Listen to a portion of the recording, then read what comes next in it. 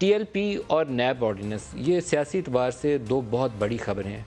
TLP इसलिए है कि हमें हुकूमत ने बहुत बावर करवाया कि ये दहशतगर्द जमात है। हमने तो इसको कालअदम करार दिया हुआ है। आप टीवी टॉक शो में इसको डिस्कस कैसे कर रहे हैं, धरना क्यों दिखा रहे हैं आप? ये 4th शेड्यूल में शामिल लोग हैं, इससे तो इंटरनेशनल सैंक्शंस पाकिस्तान पे लग सकती हैं।